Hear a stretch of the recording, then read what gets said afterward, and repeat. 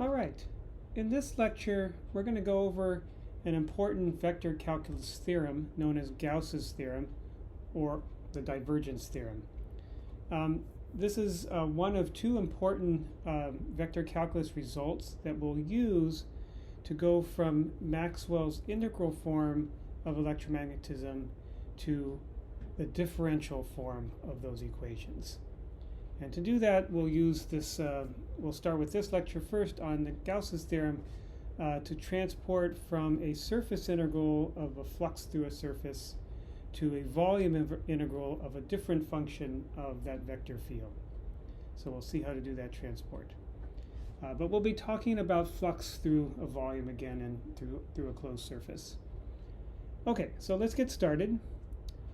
Let's consider we have some surface S and it has a volume V. All right, and before I talk about dividing it, let's go ahead and show that surface. So I've got a surface here. The overall surface is kind of this kidney bean shaped object, and we're going to have a vector field passing through it. So imagine I have, say, the electric field going through like that, and and we wanted to calculate the flux of that electric field going through this particular surface. Okay, we're going to do it by dividing our surface into subvolumes or subsurfaces, and we're going to do that many times. So let's imagine we just split it in half. So we just took a knife and we cut our surface in half, and we can write that the total flux through this overall shape can be thought of as the flux through each of those subvolumes by themselves. So going through the top half, the total surface integral of the field going through it, and added with the total flux or the surface integral of the field going through the second volume. Now you might think we are double counting, right? Because we've got a shared surface between them where I cut the object in half. But if you think about it, right, flux is defined with typically with the area vector pointing away out from a closed surface. So for the top subvolume, the area vector is pointing out, which is downward. And that would be, in the case of the electric field pointing kind of also in a downward direction, a positive flux going out of that surface where I've cut the volume in half. Now that same surface is shared by the lower volume, but in that case, its area vector would be pointing up, and the electric field is pointing into that surface. That'd be a negative flux, right? Because it's going into the surface rather than out, and and it would have the exact same magnitude. It's the same electric field, same surface. It's just whether it was plus or minus based on the direction of the area vector. So those cancel, and that allows me to write that the total surface integral of the flux E dot dA is equal to the flux through each surface separately, because the middle part cancels out. And that's basically what I write here. The two volumes share that side, and the fluxes through that surface cancel. But now we're going to go away from just dividing it in half. We're going to subdivide this volume into many, many cubes that become infinitesimal in size. So we have a bunch of infinitesimal cubes. I've only shown a few of them here, right? There's nearly an infinite number of them. And we're going to calculate the flux through each one of them. And by my logic here, I add up the flux through each of those infinitesimal cubes, and that'll sum to the flux for the overall shape. Okay? So in other words, written in vector calculus form, the surface integral of the electric field dotted with the area vector, the infinitesimal area vector, somewhere along the outside surface. That integral over the whole surface equals the sum of individual surface integrals of infinitesimal cubes within that volume. I add all those up and that'll equal the original surface integral. So that's what we're going to do. We're going to sum them all up, which means I got to calculate first the flux through one of these small cubic elements, or cubic volumes. Now we've done that already in the case of a constant electric field, rather simple, but now we're going to take the case for an arbitrary electric field, E, that might have some direction that changes, some magnitude that changes. We'll solve this more generally for this theorem. Okay, so we take one of those infinitesimal cubes. Here's one shown here. So just this cube here, I've drawn a coordinate system. Here's x along the horizontal axis, y vertical, and z pointing out of your screen. And we'll take one corner of the cube. I'll put my pointer on it right there, and that'll be our reference point. At that location, we'll call that x naught, y naught, and z naught for the x, y, and z positions of that corner of this particular infinitesimal cube. And each face of this cube is taken to be perpendicular to one of the coordinate axes. So, for example, the gray colored face here is perpendicular. Well, the face is perpendicular to the x direction, but its area vector, of course, would be parallel to it. So we've aligned it kind of with the coordinate system. That's what I'm trying to say. Now, we have to calculate the flux through 6 faces of a cube. Let me start first by calculating the flux through just 2 of them.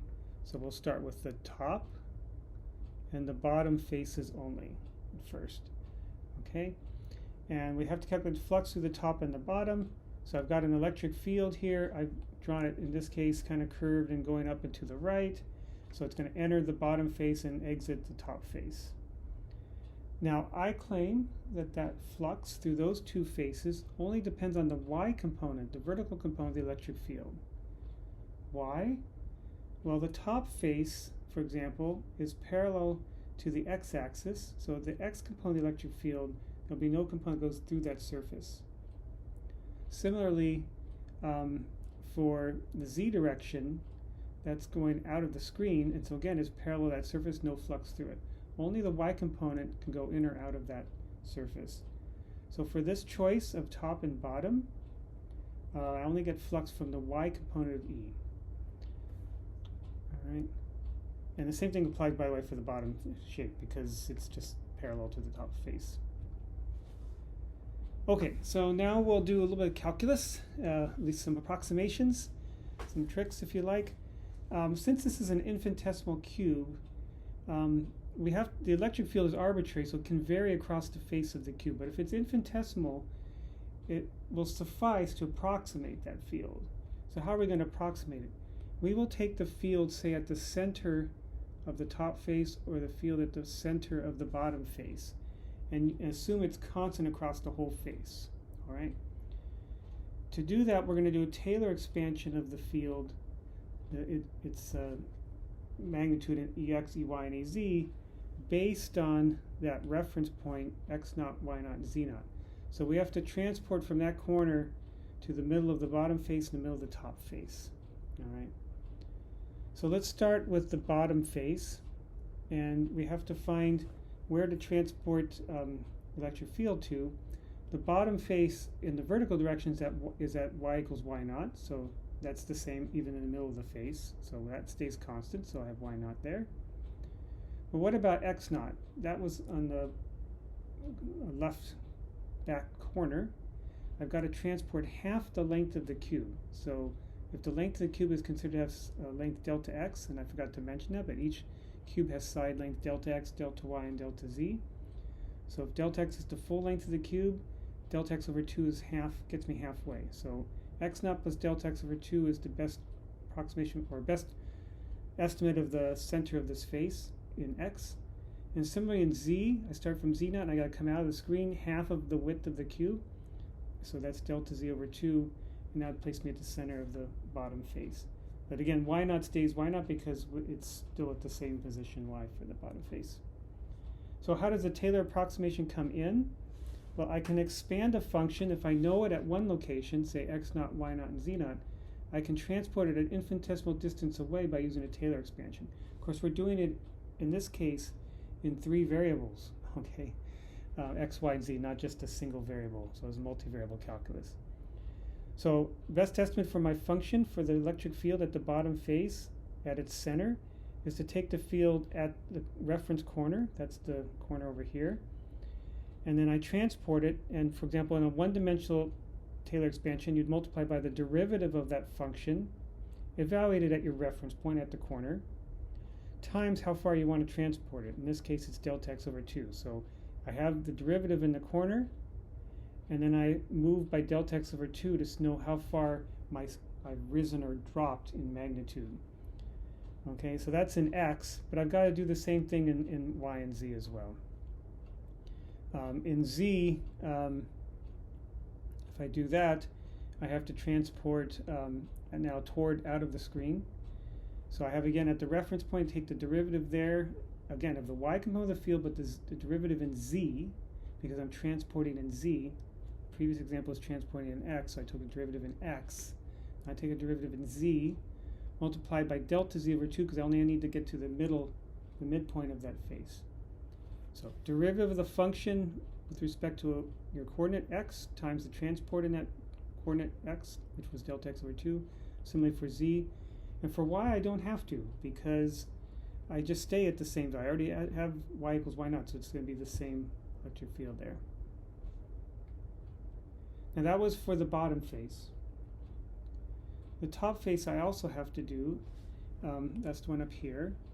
For x and z, I'm still transporting to the midpoint of the face, so it's still delta x over 2 to get to the center from the reference coordinate. And for the z coming out, I've got to come out delta z over 2 as well. But now for y, I went from y equals y naught to y equals y naught plus delta y, the full delta y. So I do have to have a derivative to change my function in the Taylor expansion in y as well. So if I do that, I get this expression for the field at the top. It's an approximation of the field at my reference point. That's x naught, y naught, z naught. I transport in x times the derivative in x, but evaluate at my reference point. I transport in z times the derivative of the field in z, evaluate at the reference point. And I also transport in y and take the derivative in y of my function and transport in y. Now in y, I transport the full delta y. For x and z, just delta x over 2 and delta z over 2 respectively.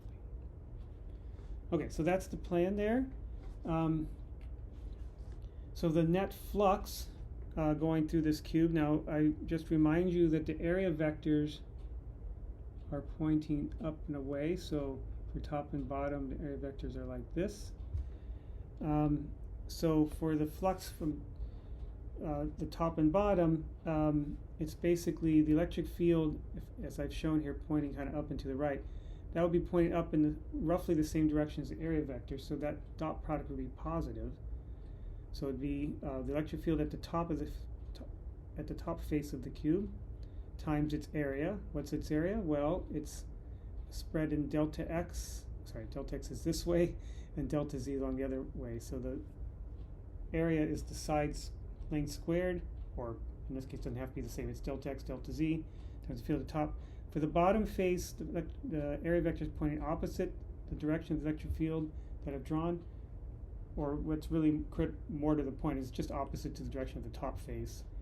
And so it comes in with a negative sign there. Same delta x delta z times the field, but now the field at the bottom versus the top at the same area. As I said, the negative sign arises because the electric field points into one surface, say the bottom, but out of the other surface, and that really has to do with the choice of the area vector, the choice of convention that the area vector always points out from a closed surface. Okay, so let's transport that result, so to speak, to this slide. So here's that flux through the top and bottom faces in my infinitesimal volume. Again, delta x delta z, E at the top minus E at the bottom in the y direction. So if I want to do it for the other cases, because I've only did number the top and bottom faces, I also have left and right, and then kind of front, and then back here the back. So what about those faces? Although before I do that, let me, since I wrote it there on the screen, I should keep up with my writing there. I wrote this expression here, but I've inserted the results of our previous Taylor expansion into these brackets with the minus sign included, right? So if I do just for the top and bottom, the flux, and I now plug in for EY top and EY bottom with my Taylor expansion, what I see is they both had the electric field at the reference point, so that's going to cancel out. And then I also see that the transporting in x and y also cancel out, right? Because they have the same values. just opposite sign with that minus that's coming in. So they all cancel, and all I'm left with is this last term here. So that flux through the top and bottom face, and I'll just write it over here, top, bottom, that total flux is just delta x, delta z, but now times delta y. So I have delta x, delta y, delta z, times the derivative in y of my function, the field, of the y component. So it's the y derivative of the y component of the electric field. That was the flux of the top and bottom face. Okay, now I'm ready to go to the other sides, because we only did top and bottom. We also have left and right, and then if you like front, and then somehow 3 dimensions behind the back. So we can apply the same procedure here. Now when we did top and bottom, right, what we found is for the top and bottom, the only component of the electric field that gave non-zero flux was the y component, right, the component that was parallel to the area vectors of that side. So y component here. If I want to do left and right, that's going to be composed. That's parallel to the x direction. So maybe I've might have labeled this incorrectly here. Let me see here. So the x direction would be going this way for left and right, and that's equivalent to top and bottom going in the y direction. So for the x direction, be left and right. So the left and right should go up here. My mistake on the labeling there. And I just swap dy dy with dex dx times the same volume element. When if I did all the work to do that Taylor expansion again, I get something equivalent, but we could show that it's this here. And similarly, if I do front and back, that's this front side, and then the back side there, that's along the z direction, and so my derivative would be of the z component of the electric field, therefore, and the derivative with respect to z, just like I had the derivative in y with respect to the y component of the field for the top-bottom direction. So top-bottom this way, now I'm doing front-back, that's along this z direction down here. All right, so I need to tell you to swap those labels. One correction there on the slide, and then we'll be good. So, what's the bottom line? If we sum up the total flux, the labels in some sense don't really matter. We're just adding up all these different terms. All those terms have in common delta x, delta y, delta z, right? And then they have, depending which pair of faces we're talking about, derivative of the electric field in the x direction with x, the y direction with y, and the z direction with z. All right? And so that's what all that Taylor expansion work will give us. What does that mean? So I've written here an expression on the bottom left of your slide that delta x, delta y, delta z in some sense represents the volume of this infinitesimal cube. So we can call that dv, right? So dv is just delta x, delta y, delta z. Now what about this expression in the parentheses? I'm calling that del dot e. Del is kind of an upside down delta, so we just call it del. I'm giving it a vector notation I'll explain in a moment, and it's like a vector dot product of something that has components dotted with an electric field, which of course has components as well. That's known as the divergence operator. So equivalently in the literature, you'll see div E for the divergence of vector E. I tend to like the del dot E formulation, but it equals this. It's the derivative of the electric field, well, whatever your vector field is, the derivative of the x component of that field with respect to x, plus the derivative of the y component of that field with respect to y, and the derivative of the z component of that field with respect to z. Okay, so that's a scalar, so that's why it's like a vector, kind of like a vector dot product, but it's using an operator, not necessarily a vector. But it gives you a scalar result, doesn't have a direction. So that's what's known as a divergence operator. This del, why I use the vector notation, that can be thought of in what is known as a gradient operator. So this gradient operator are those partial derivatives in x, y, and z with components attached to them, the I hat component, or the j hat component, or the k hat component for the x, y, and z directions. So this del operator is a partial derivative that acts in the different directions with different variables. So if you do the dot product of that expression with my vector E, you'll get the expression here. So I've introduced to you the divergence operator. We also introduced the gradient operator. We'll use that in other contexts for other topics. But it's a divergence operator that we're mainly focused on here. And that's what we showed. That flux through this cube was equal to this infinitesimal volume element dV times this expression del dot E, the divergence of the electric field. Okay, what can I do with that? So we only did one infinitesimal volume. We've got to do the whole shape, right? So we've got to sum the contributions from all infinitesimal volumes comprising that full volume of the overall macroscopic shape. So that means I've got to do this sum over I for all infinite number I of those small cubes, infinitesimal cubes. And I'm trying to calculate the flux, so that's the flux through each cube, because remember I can just keep adding them together to get the full flux of the object. And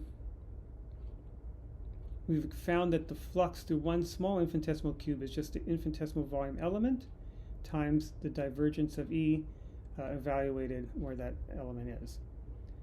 Now, summing over all those infinitesimal volumes is like doing an integral in the volumes of this function del dot E, which might depend on where you are in the overall volume. So what we've done is we've taken that overall flux through my macroscopic volume, so E dot dA over the surface area of my shape, and that's been shown to be equivalent to integrating over volume the expression del dot E, the divergence of E. So what have we done? We have related a surface integral E dot dA to a volume integral of the divergence of E. This forms Gauss's theorem, or also known as the divergence theorem. We've related the surface integral of a flux to the volume integral of the divergence of the field, which is what I say here basically in red here. The surface integral of E dot dA can be related to the volume integral of del dot E, the divergence of E. And that'll be very useful in relating the differential form of Maxwell's equations of electromagnetism. This theorem, plus one more to cover in another lecture, Stokes' theorem. Okay, that ends this lecture. We'll see you in the next one.